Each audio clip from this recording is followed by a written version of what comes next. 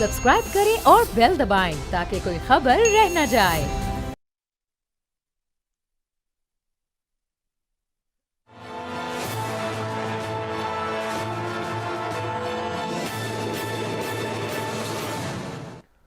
अस्सलाम वालेकुम, मैं बाब जहांगीर। आप देख रहे हैं प्रोग्राम तज्जिया। इलेक्शन 8 फरवरी को होने जा रहे हैं और तमाम सियासी जमातें इस वक्त अपने अपने अंदाज में इलेक्शन की तैयारी कर रही हैं। कोई आवाम में जा रहा है, कोई इस वक्त पार्लिमानी बोर्ड्स की मीटिंग कर रहा है।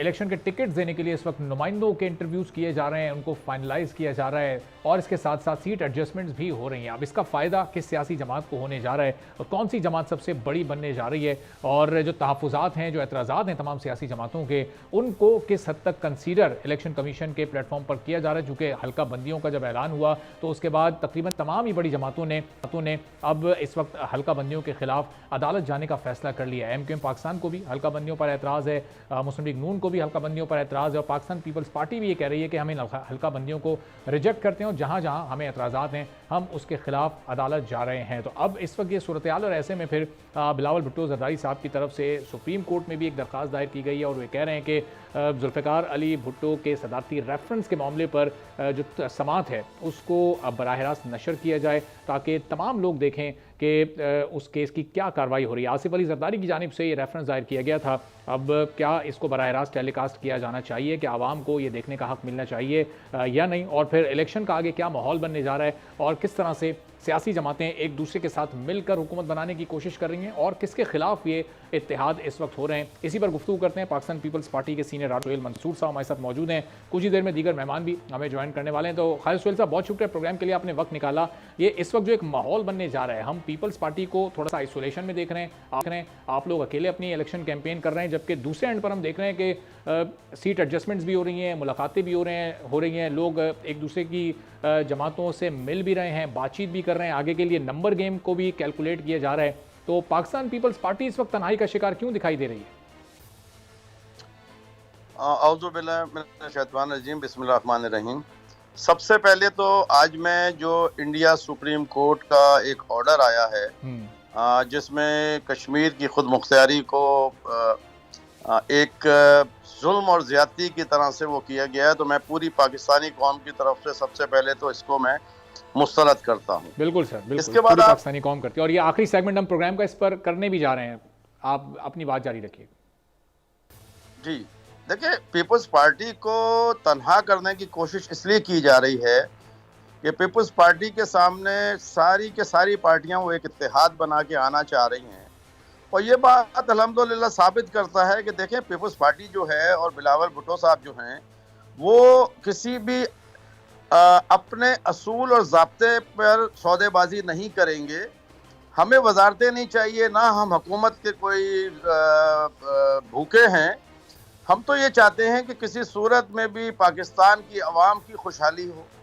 पाकिस्तान की आवाम जो है वो जिस एक पिछले 5 साल से जिस दलदल में धंस रही है, मुल्क की मईशत ख़त्म हो गई। आज ये इत्तेहाद अगर करने जा रहे हैं, देखिए इत्तेहाद होना चाहिए और सारी सियासी जमातों में इत्तेहाद होना चाहिए, लेकिन इत्तेहाद इस बात पर होना चाहिए कि क्या मईशत की क्या हमारी पॉलिसी होगी, पाकिस्तान के अवाम के लिए हमारी क्या पॉलिसी होगी। इक़्तिदार के लिए देखें जंग नहीं लड़नी चाहिए। अब 76 साल में हम इस कौम को ना कुछ दे सके हैं, ना आने वाली नस्लों के लिए कुछ रहा है, तो इत्तेहाद से हम ना घबराते हैं। हम अकेले ही इंशाल्लाह मुकाबला करके इंशाल्लाह ताला पाकिस्तान पीपल्स पार्टी जो है बिलावल भुट्टो साहब की सरबराही में इंशाल्लाह बिलावल भुट्टो साहब ही वज़ीर आज़म आएंगे। इनके इत्तेहाद से कोई फ़र्क नहीं पड़ता। उसकी वजह यह है कि साढ़े 3 साल एक लाडला रहा, अब उसके बाद फिर दूसरे एक लाडले को लाया जा रहा है और कोशिश की जा रही है कि वो भी लाडले हैं तो वो आ जाए। तो ये देखिए, ये इंसाफ का तकाजा नहीं है। इंसाफ का तकाजा ये है कि आप मुल्क में एक बिल्कुल फेयर इलेक्शन कराइए, जिसके पास वोटर है, जिसको आवाम देती है वोट, उसको लाया जाए। ये तासुर देना मीडिया के ऊपर, हर जगह के ऊपर कि जी हमारे एग्रीमेंट हो गए हैं, हमारे सारे मामला तय हो गए हैं, ये एक कौम के लिए फिर एक बुरी खबर होगी। अच्छा, लेकिन आप देख लीजिए ख्वाजा कि साहब अभी ये तक ख्वाजा जो साहब नून लीग के जितने भी आगे रहनुमा बात करते हैं प्रेस में या टीवी टॉक शोज में, तो वो तो ये कहते हैं कि मियां नवाज शरीफ इस वक्त आवाम के लाडले हैं और आवाम के पास वो जाएंगे और आपकी जमात भी आवाम के पास जा रही है। तो आपको कुछ इस वक्त शकूक शुबहात हैं, कुछ खदशात हैं कि नून लीग क्या आवाम में नहीं जा रही, किसी और रास्ते से लाई जा रही है? रफीक रजवाना साहब भी ज्वाइन कर चुके हैं नून लीग के रहनुमा। नून लीग जो है वो हमेशा से, अगर नून लीग के पहले दिन की तारीख देखी जाए तो वो जनरल जिलानी साहब के लाए हुए हैं। वो अगर आज ये बातें करते हैं कि वो इस तरह से और उस तरह से नहीं है, तो उनके पास वोट बैंक अगर होता तो मुझे एक बात बताइए, आज वो बिल्कुल एक नॉर्मल इलेक्शन कैंपेन चला रहे होते, ना कि एक मीडिया कैंपेन चला रहे हैं कि जी मैं आ रहा हूं, और उसके अंदर वो उन इत्तेहादियों को जमा कर रहे हैं जिनके लिए उनके अपने बड़े सख्त अल्फाज थे। सही। उन्होंने अच्छा, आप ये कह रहे हैं कि जी किए एमक्यूएम थे और कि इनका जो इस वक्त कराची सीट एडजस्टमेंट हुई है ये बड़ी को तबाह हैरानकुन है, करने वाला, क्योंकि माजी में जो कराची के लॉ एंड इलेक्शन ऑर्डर को जो तबाह एक्शन करने हुआ, वाली है। नून लीग ऑपरेशन हुआ, वो हमने देखा है और उसमें एमक्यूएम उस वक्त नून लीग को तनकीद का निशाना भी बनाया करती थी, लेकिन अब इनकी सीट एडजस्टमेंट हो गई है, तो ये बड़ी हैरानकुन बात है। अच्छा, रफीक रजवाना साहब के साथ साथ आयशा गुलअली साहिबा काफ लीग की रहनुमा ज्वाइन कर चुकी हैं, सना मिर्जा साहिबा सीनियर तज्जियाकार हैं, वो भी इस वक्त प्रोग्राम में ज्वाइन कर चुकी हैं। तो अब जरा इन लोगों के सामने भी ये सवाल रखेंगे कि ये सीट एडजस्टमेंट जो हो रही हैं ये किस हद तक कारआमद और मौसर साबित होंगी, और फिर इसके साथ साथ जो इस वक्त खदशात हैं पाकिस्तान पीपल्स पार्टी के, जैसे ख्वाजा सुहेल मंसूर साहब भी ये कह रहे हैं कि ये इस वक्त एक तासुर बनाया जा रहा है कि मुस्लिम लीग नून एक सबसे बड़ी जमात है और उनके जो नंबर्स पूरे हैं वो दूसरी जमातों को उनके साथ मिलाकर पूरे करने की कोशिश की जा रही है। तो अब ये तासुर कितना हकीकत पर मबनी है, कितनी इसमें सदाकत है, इसी पर गुफ्तगू करते हैं। सना मिर्जा साहिबा की तरफ ज़्यादा चलते हैं। सना साहिबा, ये इस वक्त जो पाकिस्तान पीपल्स पार्टी इल्ज़ाम लगा रही है कि इस वक्त मियां नवाज शरीफ लाडले नहीं बल्कि लाडले प्लस हैं, वो ये कहते हैं हम आवाम के लाडले हैं, तो ये पीपल्स पार्टी कह रही है इनके पास वोट बैंक नहीं है। ग्राउंड रियलिटी इस वक्त है क्या? लोगों का परसेप्शन इस वक्त है क्या? लोगों की चॉइस है क्या? आगे क्या मंजरनामा हमें बनता नजर आएगा शेड्यूल आने के बाद?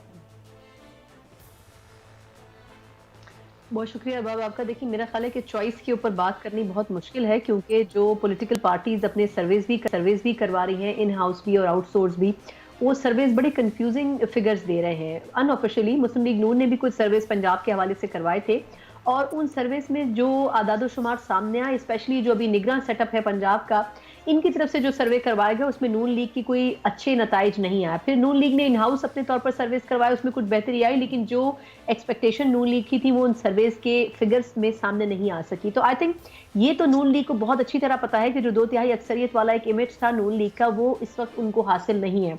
इसमें एक बड़ा जो हिस्सा है वो 16 माह की उस हुकूमत का भी है जो कि नून लीग जिसका हिस्सा रही, और उसमें तमाम तक गलत फैसले या मुश्किल फैसलों का जो बोझ है वो नून लीग के कंधों पर आया। बाकी तमाम जो पॉलिटिकल पार्टीज थी वो कंधे उचकाकर उससे बिल्कुल अलग हो गई, और अब वो अपने आप को उस 16 माह की हुकूमत का हिस्सा कोट ही नहीं करती हैं। वो सारा का सारा क्रेडिट या डिसक्रेडिट जो है वो नून लीग को लेना पड़ता है।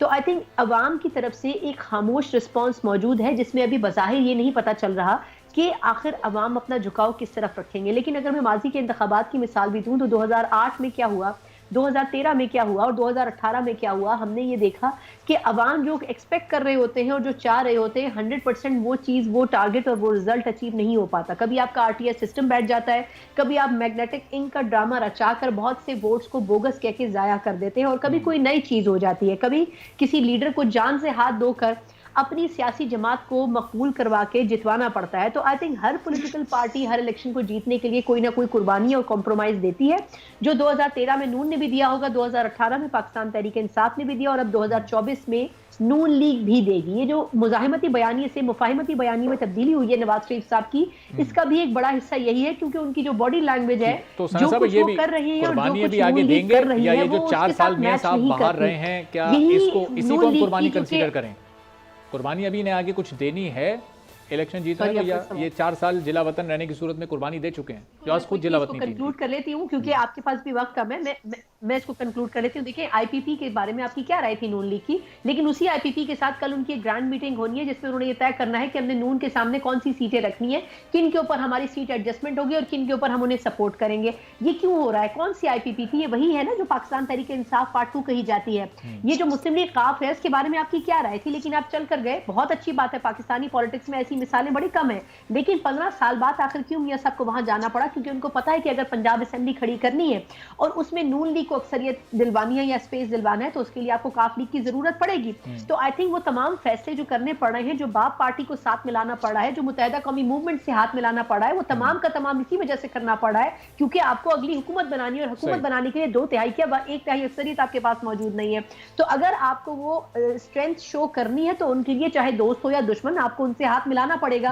और वो जो कोई सियासी जमात इस वक्त ऐसा लग रहा है सना साहब कि पाकिस्तान पीपल्स पार्टी और पीटीआई के अलावा कोई ऐसी बाकी नहीं जिससे नून लीग ना बात करना चाहती है। तकलीफ में जो शख्सियत है वो मियां नवाज शरीफ। मैं वापस आपकी तरफ आता हूं, जरा रफीक साहब आपकी इजाजत से जरा आयशा गुलालाई साहिबा से भी एक दो सवाल कर लूं, फिर आपकी तरफ आता हूं चूंकि अभी सारी तोपों का रुख और चार्जशीट आपके खिलाफ बनने लगी। अब आयशा साहिबा, मियां नवाज शरीफ और चौधरी शुजात साहब की मुलाकात भी हुई, कुछ सीट्स पर बात भी हो गई, तो आगे आने वाला इंतखाब इसी तरह सीट एडजस्टमेंट के तहत काफ़ी लड़ने जा रही है।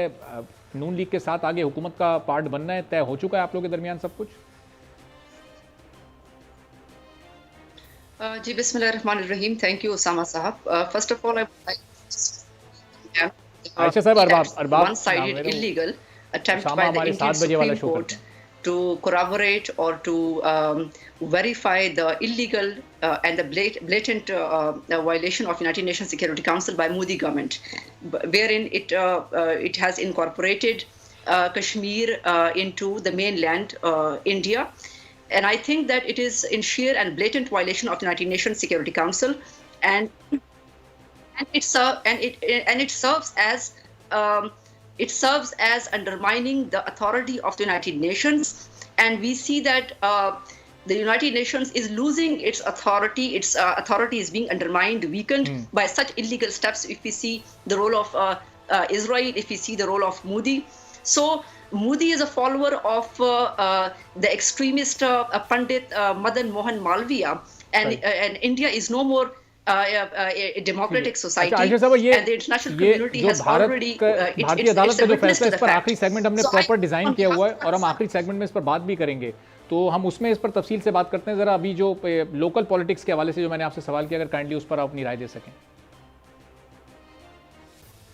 जी, क्योंकि मैं ये बहुत ज़रूरी था। I wanted to convey to the international community on behalf of Pakistani nation that Pakistani nation stands with the Kashmiri people, and it will always extend its moral support and its diplomatic support to the Kashmiri people. Now coming to your point, मैं इसके ऊपर ये कहना चाहती हूँ कि देखें, पाकिस्तान एक मेंटल हॉस्पिटल तो है नहीं कि मुंह फुलाकर बैठ जाएं और किसी से बात ना करें, या पाकिस्तान कोई वन पार्टी सिस्टम नहीं है, कोई ऑटोक्रेटिक सिस्टम नहीं है, कोई डिक्टेटरशिप नहीं है। पाकिस्तान में सियासी पार्टियां हैं तो एक दूसरे से बातचीत करेंगी, इलेक्शंस का माहौल होता है तो अलायंसेस भी बनेंगे, तो इंशाल्लाह उसी सूरत हाल में मुल्क के बेहतरीन मफाद में और आवाम की खिदमत करने के लिए हम कोई लड़ाई जो है वो किसी से नहीं लड़ना चाहते। हमारी जो लड़ाई है वो पाकिस्तान के जो मौजूदा मसाइल हैं, चैलेंजेस हैं, सिक्योरिटी चैलेंजेस हैं, मुआशी चैलेंजेस हैं, उसको हमने जो है वो डील करना है। तो इसलिए मुस्लिम लीग काफ के साथ अगर नवाज शरीफ साहब की मुलाकात हुई है और हम चाहते हैं कि सारी पॉलिटिकल पार्टीज के साथ मिलकर जो है हम चलें ताकि पाकिस्तान की में एक स्टेबिलिटी आए।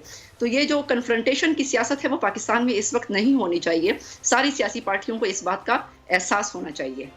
ठीक है, तो रफ़ीक रिजवाना साहब ये बताइएगा कि अब ये हर सियासी जमात से आप मिल लिए, हर सूबे में जाकर आपने सीट एडजस्टमेंट भी कर ली, एक सूबे में तो लोग आपकी जमात में शामिल भी हो गए, पाकिस्तान पीपल्स पार्टी और पीटीआई को छोड़कर हर जमात के साथ आपको मिलकर हुकूमत बनानी है? सबसे पहले आपने वो दूसरी मुतरमा से गुफ्तगू करने से पहले आपने कहा था सारी तोपों का रुख हमारी तरफ है या आपकी तरफ है, तो हमारे पास तो कोई तोप नहीं है, हमारे पास तो फूल है, हम सारों की तरफ फूल फेंक रहे हैं। अच्छा, ठीक है, तो पीपल्स पार्टी और पीटीआई पर भी ये गुलपाशी की आपने? क्यों नहीं, पाकिस्तानी है सारे लोग, क्यों नहीं, वाई नॉट, ऐसी कौन सी बात है, कोई पॉजिटिव बात भी तो करे ना। और दूसरी बात ये है कि सारी तोपों का रुख इसलिए भी है कि पंजाब जो है ओवरवेलमिंग मेजॉरिटी होती है या ओवरवेलमिंग सीट्स है पंजाब की, 142 सीट्स है कौमी असेंबली की गाल में, तो उन पंजाब जो है वो मैटर करता है कि पंजाब किसके हाथ में जाता है। हमारी प्रीवियस हिस्ट्री, पॉलिटिकल हिस्ट्री जो है हमारी, जो सक्सेस है पंजाब की बताती है कि मोस्टली PMLN ने ही पंजाब में अक्सरियत हासिल की है। अब उसके बाद अगर हुकूमत साजी करनी है और पाकिस्तान को चलाना है तो जितना आप कंसेंसस डेवलप करें ये गलत बात है। अगर आप जितने किसी के साथ अलायंस करते हैं ये गलत बात है। अगर आप किसी के साथ सीट एडजस्टमेंट कर सकते हैं जहाँ कोई कैंडिडेट कमजोर है या कोई इलेक्टेबल है, और मिलके क्वेश्चन है मिलके चल सकते हैं, जितने इख्तलाफात कम होंगे, जितने मिलके चलेंगे बेहतर है। वही मखलूत हुकूमत जो 14 महीने की उसकी नाकामी है तो डाल देते हैं मुस्लिम लीग नून के खाते में, और कामयाबी है खारजा पॉलिसी का नाम लेके अपने खाते में डाल देते हैं। चलो जी आपके खाते में डाल दी, मगर बात ये है वही मखलूत हुकूमत ठीक थी, वही शहबाज शरीफ ठीक थी, वही शहबाज शरीफ साहब को कह रहे थे आप पीपल्स पार्टी में आ जाएं, उनको कह रहे थे हमारे सिंध में आ जाएं काम करें, वही शहबाज शरीफ और PML खिलाफ हो गई या गलत हो गई। हम तो खिलाफ नहीं, नो नॉट एट ऑल, हम किसी के खिलाफ कोई बात नहीं करते। तो रफीक साहब ये अब उस मखलूत हुकूमत में फिर जो ज़ाहिर मुश्किलात आई, आप उसको ये कहते हैं चूंकि मखलूत हुकूमत थी और बहुत सारी जमातें थी इसलिए हम खुलकर फैसले नहीं कर सके, तो आगे फिर आप उसी मखलूत हुकूमत के फॉर्मूले पर चल रहे हैं और सबको मिलाकर साथ चलने की बात कर रहे हैं, तो फिर वही उसी तरह से सिचुएशन पैदा हो जाएगी दोबारा। गुजारिश ये है मखलूत हुकूमत थी for a very specified period till next election, it was of 14 months. Suppose there is government made by alliances और कोलिशन गवर्नमेंट बन जाती है तो it can be for 5 years। अब दो बातें कि 5 years में वो हुकूमत किस तरह परफॉर्म करती है, और अपोजिशन का रोल जो है हुकूमत से भी ज्यादा जरूरी है कि whether the opposition will play a negative role against the interest of Pakistan, against the economic interest of Pakistan, against the interest of the people of Pakistan, या वो पॉजिटिव रोल अदा करेगी। जहां गवर्नमेंट गलत काम करती है बिल्कुल तनकीद करें, कंस्ट्रक्टिव जो है ना आप उस पर तनकीद भी करें, क्रिटिसिज्म भी करें, ताकि उससे इस्लाह का पहलू निकले। अगर पॉलिटिक्स में ये बात आ जाए कि आप तनकीद इस्लाह के लिए करें और गवर्नमेंट की खबर लें कि गवर्नमेंट ये काम गलत कर रही है, यहाँ होता ये है कि अपोजिशन का काम है, सही काम तो सही होता है मगर उसको भी गलत कहना है, गलत तो गलत होता ही है। तो until unless we bring a drastic change in our behaviors, in our tolerance, in our intolerance, उससे तो रफीक साहब अभी अगर जैसे आप इस वक्त अपने नंबर्स पूरे कर रहे हैं और इस वक्त बजाय इस वक्त पाकिस्तान पीपल्स पार्टी दूसरी बड़ी पार्टी है लेकिन वो किसी से इत्तेहाद नहीं कर रही, कोई सीट एडजस्टमेंट नहीं कर रही, उनके नंबर्स कम रहते हैं और आप मखलूत हुकूमत में बनाने में कामयाब हो जाते हैं। इस वक्त जो माहौल है, जो तलखी है आपकी और पीपल्स पार्टी के दरमियान, तो फिर सोचें किस लेवल की अपोजिशन करेंगे पाकिस्तान पीपल्स पार्टी वाले अगर ये अपोजिशन में बैठेंगे तो। देखें बिल्कुल पाकिस्तान पीपल्स पार्टी एक बड़ी जमात है, उन्होंने बड़ी कुर्बानियां दी हैं। अब हमें तो बड़ी एक थोड़ा सा इत्मीनान हो रहा है, बल्कि ज्यादा हो रहा है कि जुल्फ़िकार अली भुट्टो साहब का जो जुडिशल मर्डर था उसका रेफरेंस लग गया अदालत में, तो कहीं तो ये तारीख जो है जो स्याह बाब है उसको कोई फैसला होना चाहिए। तो बात ये है कि बेशक पीपल्स पार्टी जो है अगर अपोजिशन में बैठती है, या हो सकता है कल को सारे मिल के चलेंगे, तो अब ना मेरे हाथ में फैसले है ना किसी के, पहले तो अल्लाह ताला के हाथ में, फिर लोगों के हाथ में आने वाले वक्त के मुताबिक फैसला होगा। तो फिर पीपल्स पार्टी से या किसी अपोजिशन से ये तवक्को की जा सकती है कि तामीरी तनकीद करेंगे, हुकूमत को फेल करने की तनकीद कोई ना करे। अब मुल्क इस तरह नहीं चलेगा, रिवायती सियासत से नहीं चलेगा। जितना कंसेंसस डेवलप कर लेंगे, इकोनॉमिक चार्टर ऑफ इकोनॉमी कर लेंगे, मिलजुल के कर लेंगे, पॉलिसीज बना लेंगे, अवाम को अब हमारी लड़ाइयों से कोई गर्ज नहीं है, तंग आ चुकी है अवाम। ठीक है, तो ख्वाजा सोहेल साहब, ये Pakistan Peoples Party solo flight के मूड में, नून लीग तो आप देखें इलेक्शन से पहले भी बड़ी प्रोएक्टिव अप्रोच के साथ आई है इस वक्त मैदान में, तो अगर ये आप इस तरह नहीं अपने नंबर्स पूरे कर पाए तो फिर ऑपोजिशन में ही अपना इलेक्शन के बाद आप रोल देख रहे हैं? देखें बात ये है कि हमारा कोई नून से या किसी से इख्तलाफ नहीं है, हमारा इख्तलाफ इस बात पे है कि आप एक लॉन्ग टर्म पॉलिसी जो इस कौम की भलाई के लिए हो वो ला के रखिए, हमारे सामने बैठें। तनकीद दर तनकीद से कुछ नहीं होगा। अब ये कौम जो है वो रिजल्ट मांगती है, जो भी इसको डिलीवर करेगा वो आएगा। लेकिन ये जो एक तासुर देने की कोशिश की जा रही है कि हम सारी पार्टियों को मिलाकर और एक 2/3 मेजॉरिटी के साथ आ जाएंगे, लेकिन 2/3 मेजॉरिटी हो या अपोजिशन हो, काम इस वक्त यही होना चाहिए कि जो आपकी मईशत है, जो आपके एक्सपोर्ट है, जो आपके डॉलर के हालात हैं, जो मुल्क के अंदर लॉ एंड ऑर्डर की सिचुएशन है, जो आपके बॉर्डरों पे हालात हैं, हमें उसके ऊपर बैठना है। हमारा कोई नून से इख्तलाफ नहीं है। हम कहते हैं अगर चल आपका कनेक्शन ड्रॉप हो गया, ख्वाजा साहब को रिकनेक्ट भी करते हैं। तो ये पॉइंट मैं आपकी तरफ ज़रा लेकर आता हूँ कि दोनों जमातें ही मईशत की बेहतरी की बात कर रही हैं। दोनों ये कह रहे हैं हम आकर सबसे जो हमारी प्रायोरिटी होगी, पहले हम आवाम के मेयार ज़िंदगी को बेहतर बनाने की कोशिश करेंगे, एक अच्छी माशी पॉलिसी देंगे। तो फिर बुनियादी इख्तलाफ है कहाँ? जब बज़ाहिर कोई इख्तिलाफ नहीं नज़र आ रहा है इनके बयानिए में, और जब बातचीत कर रहे हैं तो कह रहे हैं साथ भी लेकर चलना चाहते हैं, कंसेंसस के साथ आगे बढ़ना चाहते हैं। आप पीपल्स पार्टी और नून लीग की बात कर जी रहे जी, हैं? इन्हीं दोनों की। जी, मेरा आपसे एक सवाल है छोटा सा। ये जो पार्टी पॉलिसी और ये बता रहे हैं कि हम इतनी जबरदस्त पॉलिसीज बनाएंगे, तो ये पॉलिसीज अभी तक क्यों नहीं बनाई गई? माजरत के साथ मुझे बताएं, इलेक्शन में 2 महीने रह गए हैं, लेकिन किसी एक पार्टी ने अपना मंशूर लाया है। सबसे पहले उस पार्टी ने मंशूर लाया जो कि पाकिस्तान तहरीक इंसाफ से टूट कर आईपीपी की शक्ल में आई है, और उन्होंने अपना एक छोटे से सूबे में और एक शहर में जलसा करके वहां पर अपना मंशूर लॉन्च किया। ये जो बाकी 2 बड़ी पॉलिटिकल पार्टीज हैं, ये तो अभी तक मंशूर पर काम कर रही हैं, और जब इनसे सवाल किया जाता है तो ये कहती हैं अभी तो बहुत टाइम है। यानी जब आप लास्ट मोमेंट तक मंशूर के ऊपर ही काम कर रहे हैं कि आपने आवाम को अगले 5 साल में देना क्या है, तो फिर आप उससे डिलीवरेंस का अंदाजा लगा सकते हैं। मैं ये नहीं कहती कि वाकई जो मंशूर बनाया जाता है उस पर 110% अमल हो जाता है, लेकिन भाई खुदा का नाम ले, इस मुल्क, इस वक्त जो आपका मुल्क जहां पर खड़ा है, इकोनॉमिकली, स्ट्रेटेजिकली, डिफेंस के पॉइंट ऑफ व्यू से, फॉरेन रिलेशंस के पॉइंट ऑफ व्यू से, ये तो वो कोर इश्यूज हैं जो कि आपको बिल्कुल जुबान ज़द-ए-आम होने चाहिए, आपको अज़बर होने चाहिए कि आपने करना क्या है। लेकिन उन पॉलिसीज के ऊपर आप अभी तक सोच विचार कर रहे हैं। इरफान सिद्दीकी साहब is a highly intellectual person, में इसमें कोई 2 राय नहीं है, लेकिन अलमिया ये है कि आपने उनको लास्ट मोमेंट के ऊपर टास्क दिया है। आप पिछले 6 महीने से, जब से निगरान सेटअप आया है, आप आखिर कर क्या रहे थे? यही पाकिस्तान पीपल्स पार्टी है, यही पाकिस्तान तहरीक इंसाफ है। मेरा इन जमातों से सवाल ये है कि ये एक मंशूर के ऊपर एक फोकस नहीं हो सके थे। ये इंट्रा पार्टी इलेक्शन तो दूर की बात है, ये अपने मसाइल से ही निमट सके थे। आज तक इन जमातों के अंदर से इनके अपने लोग बोल रहे हैं कि आपने ये पॉलिसीज लेके आई। वो दानियाल अजीज साहब क्या बात करते हैं हसन इकबाल साहब के बारे में? वो पीटीआई से जो लोग टूट कर जा रहे हैं, वो खान साहब या पीटीआई के बारे में क्या बात कर रहे हैं? पीपल्स पार्टी कभी इधर से, कभी उधर से, कभी इस जमात से, कभी उस जमात से लोगों को ले रहे हैं। ये जब अपने आप को ही संभाल नहीं पा रहे, तो ये पार्टी मंशूर और पार्टी पॉलिसी क्या देंगे? आप कंपैरिजन कर लें अमेरिका और बरतानिया की पॉलिटिकल पार्टीज का, वो साल पहले मंशूर लेकर आती हैं। हमने एजुकेशन में ये रिफॉर्म्स लाने, हमने हेल्थ में ये रिफॉर्म्स लाने, हमने लेजिस्लेशन में ये रिफॉर्म्स लेके आने, हमने ये नए कानून बनाने। और सना साहब, वहां पर किसी एक शख्सियत के लिए वोट नहीं मांगा जा रहा होता, वोट भी जमात के लिए और उसके नजरिए पर मांगा जा रहा होता। और पाकिस्तान में तो जाहिर है अलमिया ये कि यहाँ शख्सी सियासत हो रही है और किसी एक शख्स के लिए हम उसके गिर्द ही पूरी चलाते हैं और उसी को हीरो बनाकर पेश करते हैं। बहुत शुक्रिया सना मिर्ज़ा साहिबा। बाकी तमाम मेहमान हमारे साथ ही मौजूद हैं। सवालात इस वक्त सना मिर्ज़ा साहिबा ने उठाए, एक ब्रेक के बाद तमाम पैनलिस्ट के सामने रखेंगे कि आखिर सियासी जमातों के मंशूर हैं क्या। नून लीग ने कोई 44 रुकनी एक कमेटी बनाई, इरफान सिद्दीकी साहब उसको हेड कर रहे हैं, बाकी 42 लोग मिलकर अभी तक उसको फाइनलाइज क्यों नहीं कर सके, और दीगर सियासी जमातों के मंशूर कहाँ हैं? एक ब्रेक के बाद इस पर बात करेंगे।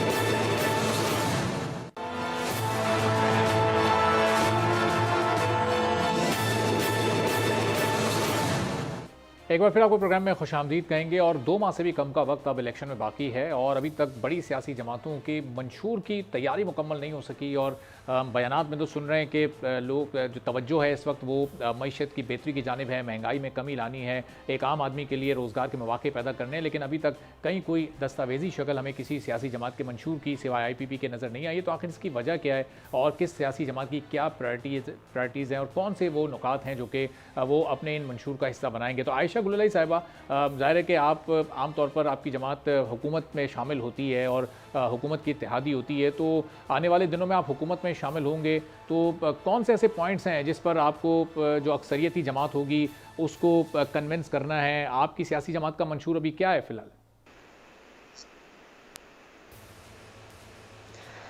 देखिए, हम तो ये समझते हैं कि मुल्क में जलसे होने चाहिए, ये भी जमहूरियत का एक हिस्सा है, लेकिन उसमें एक सॉलिड कॉन्क्रीट मुआशी प्लान देना चाहिए। अब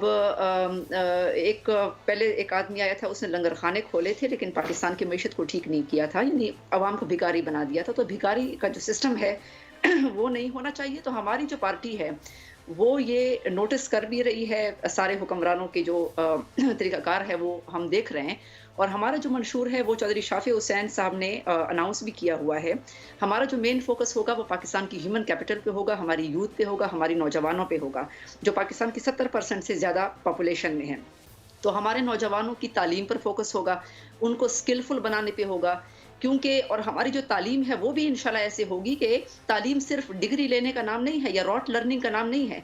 तालीम ऐसे होगी जिससे जीडीपी में हमारी पाकिस्तानी मईशत को कोई फायदा हो, उस बच्चे को कोई फायदा हो, उसके खानदान को कोई फायदा हो। इसी तरीके से हमारे मुल्क में स्किल पर कोई तवज्जो नहीं दी गई। तो हमारी जो जिस तरह जर्मनी को देख लें, चीन को देख लें, जापान को देख लें, उनकी सारी जो तवज्जो है, घर घर कारखाने बने हुए हैं, तो स्किल पे तवज्जो है। तो पाकिस्तान की एक्सपोर्ट्स को अगर बढ़ाना है, रेवेन्यू को बढ़ाना है, तो हमारे नौजवानों को तालीम भी एक टारगेट ओरिएंटेड तालीम देनी है, जदीद तकाज़ों के मुताबिक उनको स्किलफुल भी बनाना है। प्लस हमारे जो काश्तकार हैं और किसान हैं और मजदूर हैं, उनको उनके राइट्स का तहफ़्फ़ुज़ करना है। हमारी पार्टी वो वाहिद पार्टी है जो कि पार्लियामेंट में रिजर्व सीट्स जो है उसका डिमांड करती है, और हमारे इंशाल्लाह हम गवर्नमेंट में आएंगे, हमारे पास इतनी मेजॉरिटी होगी तो इंशाल्लाह मजदूरों को और किसानों को हम रिजर्व सीट्स देंगे पार्लियामेंट के अंदर, और माजूर अफराद को भी देंगे, और जो ट्रांस कम्युनिटी के लोग हैं उनको भी हम देंगे, ताकि वो अपने हकूक के लिए पार्लियामेंट में बात कर सके। मेजॉरिटी आपके पास होगी, आप लोग तो अभी नून लीग के साथ सीट एडजस्टमेंट करने जा रहे हैं, जमींदारों का फोरम नहीं है। इस सीट एडजस्टमेंट के नतीजे में आप लोगों को कितनी सीटों का फायदा होगा और नून लीग को कितना फायदा होगा? चूंकि जाहिर है ये तो एक म्यूचुअल अंडरस्टैंडिंग होती है, इसमें दोनों तरफ के फायदे देखे जाते हैं। देखें, हमारी पार्टी एक अलायंसेस होते हैं, लेकिन हर पार्टी का अपना एक विजन होता है, विजन अलग अलग होता है, मैनिफेस्टो अलग अलग होता है। हमारी पार्टी का एक मैनिफेस्टो तो हम माशाल्लाह जो फेसेस ऑफ द पार्टी हैं उनको देखकर ही आवाम को मैनिफेस्टो का समझ आ जाता है। हम ना मॉरली करप्ट लोग हैं, ना फाइनेंशियली करप्ट लोग हैं। आप मुझे देख लें, चौधरी सरवर साहब को देख लें, चौधरी शुजात साहब को देख लें, हमने अवामी ख़जाने के ऊपर कभी डाके नहीं मारे, ना अवामी फंड्स को अपनी जेब में डाला। तो सबसे बड़ी बात तो यह है कि हम खुद उसकी एक प्रैक्टिकल मिसाल है। दूसरी बात यह है कि इंशाल्लाह हमारे जो कैंडिडेट्स हैं वो पूरे पंजाब से खड़े होंगे, पूरे पाकिस्तान से इंशाल्लाह खड़े होंगे, क्योंकि जिस तरह कायद आज़म मोहम्मद अली जिन्ना ने पाकिस्तान को बनाने के लिए मुस्लिम लीग बनाई थी, तो इंशाल्लाह ये मुस्लिम लीग कायद आज़म जो है वो कायद आज़म के उस विजन को इंशाल्लाह लेकर आगे चलेगी कि एक मुत्तहिद पाकिस्तान होगा, जिसमें कोई सेक्टेरियन हम डिविजन्स नहीं करेंगे, कोई लिसानी कार्ड्स के ऊपर सियासत नहीं करेंगे। और हम जो है हमारे जो कैंडिडेट्स हैं वो इंशाल्लाह सीट एडजस्टमेंट के अलावा भी हमारे अपने कैंडिडेट्स पूरे पंजाब में और पूरे पाकिस्तान में खड़े होंगे। तो फिलहाल जो हमारी बात हुई है वो 8 तकरीबन हमारी बात जो हुई है 8 प्रोविंशियल असेंबली की सीट्स के ऊपर के, वहां पे जिस पार्टी का उम्मीदवार जो है वो ज्यादा प्रोमिनेंट होगा तो वो बाकी जो दूसरी पार्टी है वो उसको सपोर्ट करेगी। और तकरीबन 4 से 5 जो है वो कौमी असेंबली की सीट से, लेकिन इसके ऊपर कमेटी बना दी है, उसके ऊपर डिस्कशन जो है वो मजीद होने। ठीक है, तो रफीक साहब ये पंजाब में आप कहते हैं कि नून लीग क्लीन स्वीप करेगी, अक्सरियती जमात है, जो जमात क्लीन स्वीप करने जा रही हो अगर आप लोग के अपने बयान के मुताबिक, तो वो फिर उसको इतनी सीट एडजस्टमेंट की ज़रूरत पंजाब में क्यों पड़ गई? काफ लीग से भी आप लोग हाथ मिला रहे हैं, आप आईपीपी से भी मिल रहे हैं, तो ये जमातें तो आपके सामने, आपकी जमात के सामने बहुत छोटी जमातें हैं, इनसे फिर मिलने की वजह क्या है? एक तो मैंने क्लीन स्वीप का लफ्ज इस्तेमाल नहीं किया। मुख्तलिफ आपके मुख्तलिफ जो दूसरे रहनुमा है, राना सनाउल्लाह साहब और दूसरे तमाम लोग टॉक शोज में, प्रेस कॉन्फ्रेंसेज में अक्सर वो कहते हैं कि पंजाब में तो हम क्लीन स्वीप करेंगे।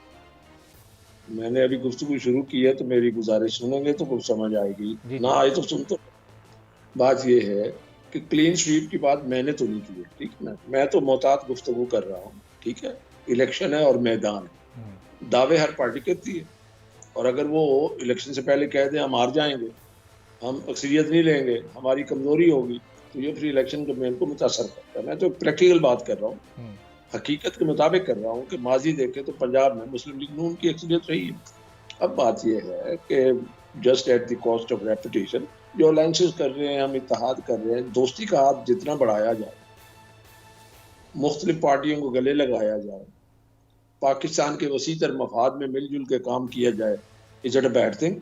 हाँ, अगर आपका इत्तेहाद किसी से नहीं होता, आपका अलायंस किसी से नहीं होता और मेरा हो जाता है, मुमकिन है सियासी तौर पर आप अपने आप को कमजोर समझने लगेंगे, या सियासी तौर पर आप कहेंगे, अभी बात हो रही थी तासुब दिया जा रहा है, कि क्या तासुब दिया जा रहा है? तो रफीक साहब ये मखसूस जमातों तक ही आपका ये अलायंस वाला मामला क्यों महदूद है? पीपल्स पार्टी को कोई ऐसा सॉफ्ट पैगाम भेजा या पीटीआई को कोई ऐसा सॉफ्ट पैगाम भेजा गया?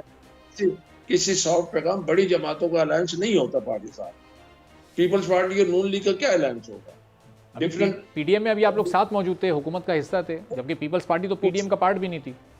सिर्फ पीपल्स पार्टी नहीं थी, वो अदम एतमाद के वक्त सारों का इकट्ठा होना जरूरी था और एक कोशिश की गई कि मखलूत हुकूमत चला ले और अदम एतमाद हो जाए।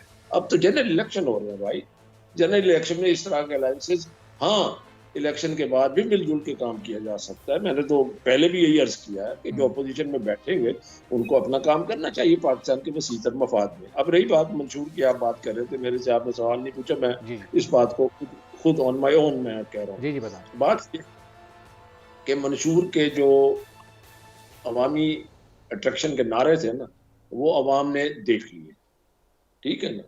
रोटी कपड़ा और मकान से शुरू और कहाँ तक गए, ठीक है, 1 करोड़ नौकरी और 50 लाख घर तक गए। अब बात ये है, अवाम अब मंशूर के नारों पर बिल्कुल यकीन नहीं करेंगे जब तक उनको आपकी हुकूमत, जो भी हुकूमत आए, वो परफॉर्म करके नहीं देगी। अब एक प्रैक्टिकल डिफिकल्टी है पाकिस्तान में, मैं नहीं समझता कि इतने शॉर्ट टर्म जो है ना ये मसाइल हैं कि फौरी तौर पर आते ही 6 महीने में कोई महंगाई कम हो जाएगी, 6 महीने बिजली के बिल सस्ते हो जाएंगे, 6 महीने में आपका ट्रस्ट डेफिसिट खत्म हो जाएगा, लोगों का और टैक्स कलेक्टिंग एजेंसीज का और करंट अकाउंट का खसारा कम हो जाएगा, या आपके जो है सर्कुलर जो है अपना डेट कम हो जाएगा, या पीआईए तरक्की करने लग जाएगा, या स्टील मिल जो है वो तरक्की करने लग जाए। इसके लिए बड़ी कंसिस्टेंसी चाहिए और इत्तेहाद चाहिए। देखिए, इत्तेहाद चाहिए। अब प्राइवेटाइजेशन पीआईए की हो रही है, किसको नहीं पता कि पीआईए खसारे में जा रही है।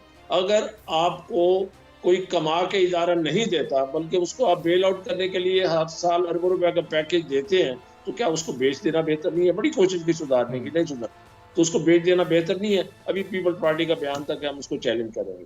अब बात यह है कि बैठ के फैसला करें, बैठे। ये इदारे नहीं चल सकते, प्राइवेटाइज नहीं होते, तो मैकेनिज्म बताया कैसे चलेंगे। हर साल अरबों रुपए के आप उनको पैकेज देते हैं, हर साल अरबों रुपए की तनख्वाहें दे रहे हैं स्टील मिल वालों को। इसी तरह से और भी इदारे हैं। तो मेरी ये गुजारिश होगी कि हमें अपनी अपनी पार्टी की हम नुमाइंदगी तो कर रहे हैं, क्या हमने यहाँ बैठ के सिर्फ अपनी पार्टी का नारा बुलंद करना है कि कभी पाकिस्तान की बात भी करनी है, कभी हमने पाकिस्तान के अवाम की भी बात करनी है। सियासी बात नहीं, हकाइक पर मबनी बात करें। ठीक है, ये हकाइक पर मबनी बात तो शायद ये इलेक्शन के बाद जब फॉर्मेशन और गवर्नमेंट की उसी वक्त सामने आ सकती है, वरना इंतखाबी मुहिम में तो हम इसी तरह जोश और जज्बे वाले और जज्बाती बयान देखते हैं। तो ख्वाजा सुहेल मंसूर साहब, अब ये जो इस वक्त आप लोगों का बयानिया है, नून लीग से आपको तहफ़्फ़ुज़ात हैं, पंजाब में अभी ऑन ग्राउंड आप लोगों की क्या पोजीशन है? कैसे जो आप लोग कह रहे हैं कि हम भी एक अक्सरियती जमात बन सकते हैं, सरप्राइज़ करेंगे, किस तरह से करेंगे? सिंध में तो हमें आपकी एक पोजीशन नज़र आ रही है, पंजाब में तो पाकिस्तान पीपल्स पार्टी बड़ी मुश्किल से कहीं दिखाई देती है। लेकिन सबसे पहले तो मैं ये बात करूं कि जो इन्होंने कहा कि आपका क्या मंशूर है, हमारा मंशूर पाकिस्तान है और पाकिस्तान की खुशहाली है। जुल्फ़िकार अली भुट्टो ने अगर रोटी कपड़ा और मकान का नारा लगाया, लेकिन उन्होंने पाकिस्तान के दिफा को भी उसके साथ सबसे ज़्यादा उन्होंने ही मजबूत किया, जो आज आप तो एक एटॉमिक पावर हैं। लेकिन उसकी सज़ा में और जो अब एक मामला कोर्ट में चला गया कि जो जुडिशल मर्डर हुआ है, वो सबके सामने आ जाएगा कि पाकिस्तान पीपल्स पार्टी का जो मंशूर था वो गरीब की भलाई थी, ना कि अमीर की भलाई थी। लेकिन उसकी सज़ा उनको मिली और हम पीपल्स पार्टी जो है वो कभी पहले दिन से किसी बैसाखी के सहारे नहीं आई। बाकी नून लीग का अगर वजूद देखा जाए और 142 सीटों के ऊपर अगर वो कहते हैं कि हम स्वीप करेंगे और उसके बाद भी अगर वो आके छोटी छोटी इत्तेहादी पार्टियों के साथ अपने राब्ते बना रहे हैं, तो क्या मुझे एक बात बताइए कि हर जो भी पार्टी उनके साथ जुड़ेगी, किसी के 4 वजीर, किसी के 6 वजीर, आप 18 महीनों की जो गवर्नमेंट है उसमें देख लीजिए कि वजीरों की तादाद क्या थी। तो आप कैसे इस मुल्क के इक्तिसादी मामलात को सही करेंगे? आपके जो वजीर खजाना थे उनका क्या रोल रहा, उन्होंने क्या डिलीवर किया इन 18 महीनों में? उसमें उस हुकूमत में मिनिस्ट्रीज तो आपके पास भी कितनी थी? बिलावल भुट्टो साहब वजीर थे, नवीद कमर साहब, शहरी रहमान साहब। जो बिलावल भुट्टो साहब के पास वजारत खारजा थी, उसकी कारकर्दगी भी उठा लीजिए। हमने कोई ऐसी वजारत नहीं ली जिसमें हम आवाम के साथ अटैच थे या हम किसी ऐसी जगह पर थे। हमारे पास क्या थी? आबी वसाइल थी, इस टाइप की हमने वजारतें ली थी, क्योंकि उस वक्त ठीक है इनके साथ एक इत्तेहाद करना था और एक जो पाकिस्तान के साथ एक बहुत खतरनाक खिलवाड़ होने जा रहा था, उसके लिए हम पाकिस्तान बचाने के लिए इनके साथ खड़े हुए थे। आज भी हमारा मंशूर यही है कि हमने रोटी कपड़ा और मकान देना है और इंशाल्लाह बिलावल भुट्टो साहब देंगे। और आप इसका सिर्फ एक मिसाल देख लीजिए कि जिस वक्त बीबी की शहादत हुई तो सबसे पहले आसिफ अली जरदारी साहब ने आवाज लगाई कि पाकिस्तान को बचाना है, पाकिस्तान खप्पे। खैर साहब, उस वक्त आप इनके साथ खड़े हो, ये आपके साथ खड़े हो, चूंकि पीडीएम भी आप लोगों ने बनाई और फिर ये आदम एतमाद की तहरीक के लिए पीपल्स पार्टी ने तमाम जमातों को कन्विंस किया, वरना ये लोग तो इस्तीफे देने की बात कर रहे थे उस वक्त। देखिए, हमने तो इस वजह से, क्योंकि हम मुल्क की पार्टी हैं, हम पाकिस्तानी हैं, हम पाकिस्तान को बचाने की बात की थी, और जहां पाकिस्तान के लिए कुर्बानी देनी पड़ेगी वहां हम किसी भी कुर्बानी से दरेक नहीं करेंगे। पीपुल्स पार्टी का ये पहले दिन से मंशूर है।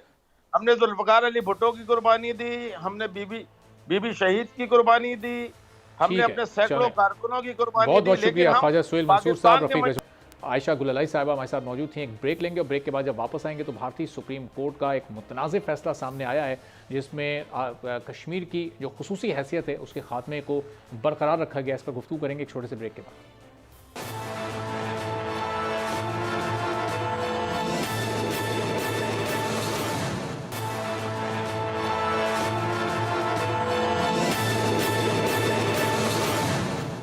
प्रोग्राम में फिर आपको खुशामदीद कहेंगे। और भारतीय सुप्रीम कोर्ट की जानिब से आज वो फैसला सामने आया जिसको 5 सितंबर को महफूज किया गया था, और सुप्रीम कोर्ट की खुसूसी हैसियत के खात्मे का फैसला बरकरार रखा गया है। और न सिर्फ इस फैसले को बरकरार रखा गया बल्कि अदालत की जानिब से भी कहा गया कि 30 सितंबर 2024 तक मकबूजा कश्मीर में इंतखाबात करवाने होंगे। अब इस मुतनाज़ फैसले पर पाकिस्तान का वाज़ेह रद्द-ए-अमल सामने आ गया। निगरान वज़ीर ख़ारजा जलील अब्बास जिलानी ने बड़ा वाज़ेह किया है कि मकबूजा कश्मीर एक बैनुल-अक़वामी तौर पर तस्लीम शुदा मुतनाज़ इलाका है और उस मुतनाज़ इलाके के बारे में इस तरह का फ़ैसला नहीं दिया जा सकता है। अब इस फैसले के बाद मकबूजा कश्मीर की सूरत हाल पर इसके क्या असरात मुरत्तब होंगे, वहाँ क्या क्या तब्दीलियाँ हो सकती हैं, और क्या आलमी सतह पर इस फैसले को चैलेंज किया जा सकता है या नहीं किया जा सकता, करेंगे। ब्रिगेडियर रिटायर्ड मसूद खान साहब हमारे साथ मौजूद हैं। ब्रिगेडियर साहब, बहुत शुक्रिया प्रोग्राम के लिए, आपने वक्त निकाला। सबसे पहले तो ये फरमाइएगा कि ये इस फैसले पर जो पाकिस्तान का रद्द-ए-अमल इस वक्त सामने आया, जो पाकिस्तान का मौक़िफ़ है, ये कितना स्ट्रॉन्ग है, और ये एक मुतनाज़ इलाके के बारे में भारतीय अदालत और भारतीय हुकूमत कैसे फैसले कर सकते हैं? जी हाँ, बहुत शुक्रिया। देखें, ये तो आज तो पहला दिन था जिसके बाद हमने देखा कि फॉरेन ऑफिस की तरफ से हमारे foreign care taker foreign minister ने एक स्टेटमेंट दी है, लेकिन मेरे ख्याल में हमें बड़ा इसके स्ट्रॉन्ग स्टेप्स लेने चाहिए। सब्सिक्वेंटली सेनेट के थ्रू हमने इस पर एक रेजोल्यूशन पास करनी चाहिए, आज़ाद जम्मू कश्मीर के असेंबली से पास करवानी चाहिए, और इसके साथ साथ गिलगित बल्तिस्तान असेंबली से भी इसके अगेंस्ट रेजोल्यूशन पास होनी चाहिए, और सब्सिक्वेंटली हमें प्रोटेस्ट करना चाहिए across Pakistan to send our message और अक्रॉस द ग्लोब की हम जो पाकिस्तानीज हैं और इवन जो जम्मू कश्मीर के जो Indian illegally occupied Jammu Kashmir में लोग हैं वो इस फैसले को नहीं मानते हैं, और इसकी यकीनन सर्टेनली इम्प्लीकेशंस होंगी। और ये तवक्को की जाती थी कि यही फैसला इस किस्म का आएगा, जब से ये 4 साल के बाद उन्होंने जब केस लगाया था और जब वो बेंच की तश्कील हुई तो उस वक्त भी यही चांसेस थे कि ये एक फैसला इसके अगेंस्ट ही आएगा। और फिर देखें कि इंडिया में जो मोदी रजीम है वो दे आर बेसिकली वो कंट्रोल कर रहे हैं अदलिया को, बाकी इंस्टीट्यूशंस को, और इसी तरह इसके अलावा हमने देखा है कि इनकी जो आपने देखा है फिल्म इंडस्ट्री है वो भी वो कंट्रोल है, आर्मी को भी कंट्रोल कर रहे हैं। सो देयरफॉर एक इन्फ्लुएंस से एक रेडिकलाइज हिंदू स्टेट वहाँ पे आ चुकी है। लेकिन अल्टीमेटली हमने फ्यूचर देखना है कि अल्टीमेटली ये कश्मीर में क्या करने जा रहे हैं, जो रियल थ्रेट होगा, क्योंकि इस डिसीजन से जो कश्मीर की हैसियत है वो कभी खत्म नहीं होगी। 18 रेजोल्यूशन है सिक्योरिटी काउंसिल के ऑन जम्मू एंड कश्मीर पे, तो वो खत्म कभी हो ही नहीं सकते, ये जो मर्जी फैसले करते रह जाएं। लेकिन हमने एक चीज को सीरियसली देखना है, जो वहाँ पे डेमोग्राफिक इम्बैलेंस वो क्रिएट कर रहे हैं।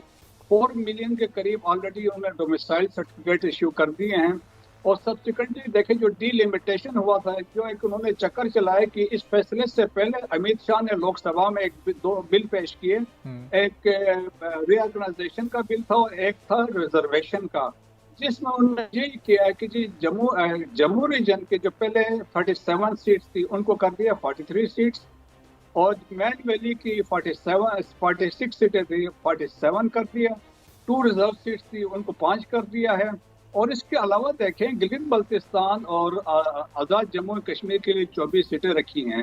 तो ये गेम जो ये बना रहे हैं अल्टीमेटली वो एक हिंदू मेजॉरिटी की तरफ लेके जा रहे हैं। और डेमोग्राफी जिस तरह इस केस को अदालत में कंडक्ट किया गया, क्या वो शकूक व शुबहात पैदा करता है कि जब ये पिटीशन, ये दरखास्तें फाइल हुई, 16 दिन तक रोजाना की बुनियाद पर इसकी समाअत हुई, आज से कोई 95-96 दिन पहले 5 सितंबर को फैसला महफूज हुआ और फिर उसके बाद इतनी लंबी खामोशी, 3 माह से ज़ायद का वक्त गुजर गया, जब इतनी जल्दी जल्दी समातें हुई थी, तो फिर ये फैसले में इतना वक्त क्यों लिया गया? इससे भी कुछ शकूक पैदा हो रहे हैं? शकूक तो देखें ये पहले दिन से थे कि ये सारे बेसिकली बताया गया था, इस तरह का डिसीजन देना था। जब बेंच की तश्कील हुई थी वो सारा इसमें प्लानिंग के तहत ये सारा कुछ हुआ था। और अल्टीमेटली देखें कि जिनका जो मकसद है कश्मीरियत को ख़त्म करना चाहते हैं, कश्मीरियों की आइडेंटिटी को ख़त्म करना चाहते हैं, जिस तरह आसाम में NRC लेके आए थे, इस तरह अभी कश्मीरियों को भी कहा जा रहा है कि आप ये साबित करें कि आप पिछले 12 साल से कश्मीर में हैं। तो टारगेट कश्मीर का है और वो यही कहते हैं आपकी कश्मीरियत ख़त्म है, आप हिंदुस्तानी बन के यहाँ पे रहें। तो अल्टीमेट वो इस तरह के जो इकदाम उठा रहे हैं, लेकिन हमें मेरे ख्याल में इसको इंटरनेशनल लेवल पे उठाना चाहिए और बताना चाहिए कि इंडिया देखें इंडिया का एक मकरू चेहरा ऑलरेडी दुनिया पे वाज़े हो चुका है। हमने देखा कि ट्रांसनेशनल रिप्रेशन में सिखों का मर्डर हुआ, कनाडा में देखा, यूनाइटेड किंगडम में देखा, फिर पाकिस्तान के अंदर सिखों के असैसिनेशन से भी, फिर देखा इंडिया एस्पिनाज में इन्वॉल्व था, कतर में वहाँ पे हुआ, और फिर कश्मीर के अंदर देखें कि जिस तरीके से वहाँ पे स्टेज रिकवरीज हो रही है, स्टेज जो इनकाउंटर्स हो रहे हैं और फास्ट ब्रेक ऑपरेशंस हैं और इस तरह के रेप और मोलिटेशन है, ड्रैकोनियन लॉज हैं, तो वहाँ पे आप कह रहे हैं कि इसको हमें आलमी सतह पर इसको उठाने की ज़रूरत है, तो वो क्या क्या स्टेप्स लिए जाएं, किस तरीके कार से इस पर आवाज़ उठाई जाए? क्या सिर्फ जो सिफारती सतह पर आवाज़ उठानी है इससे काम बन सकेगा, या फिर आलमी तंजीमें जो बड़ी बड़ी हैं उनको भी कुछ सोचना पड़ेगा? देखें एक तो सिफारती सतह पे ये तो होना चाहिए, जो हम स्पेशली वेस्टर्न कंट्रीज में और यूनाइटेड स्टेट्स वगैरह में हमें इसको उठाना चाहिए। सेकेंडली देखें कि पाकिस्तान रिजर्व द राइट कि हम इंटरनेशनल कोर्ट ऑफ जस्टिस में जा सकते हैं कि ये वायलेशन ऑफ सिक्योरिटी काउंसिल के रेजोल्यूशंस की है। और थर्ड पॉसिबिलिटी ये भी है कि यूनाइटेड नेशंस जा सकता है कोर्ट में, इंटरनेशनल कोर्ट ऑफ जस्टिस में, कि जी हमारी इस पर रेजोल्यूशन दे आर इंटैक्ट, ये वायलेशन हुई है, तो इस पर हो सकता है।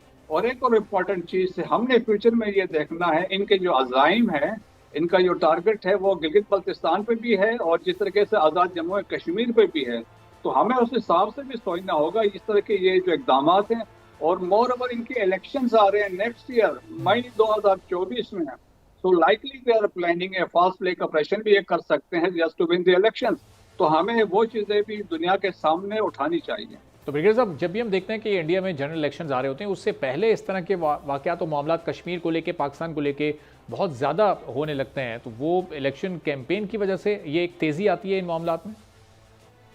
जी हाँ, देखें कि आपने जब 370 को और 35A को ख़त्म करना था, तो ये उन्होंने मंशूर में लिखा था 2014 के इलेक्शन से पहले बीजेपी ने, कि हम जब आएंगे हाँ हम इसको ख़त्म कर देंगे।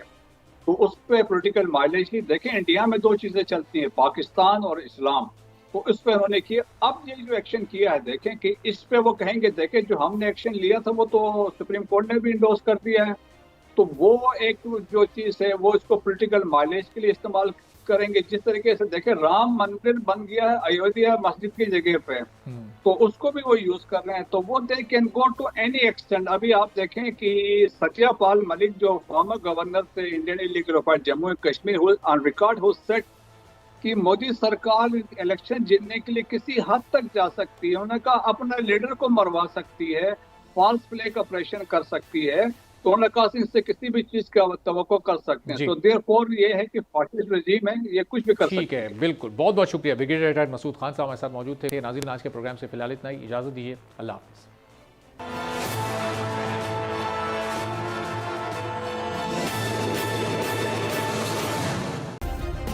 सब्सक्राइब करें और बेल दबाएं ताकि कोई खबर रह न जाए।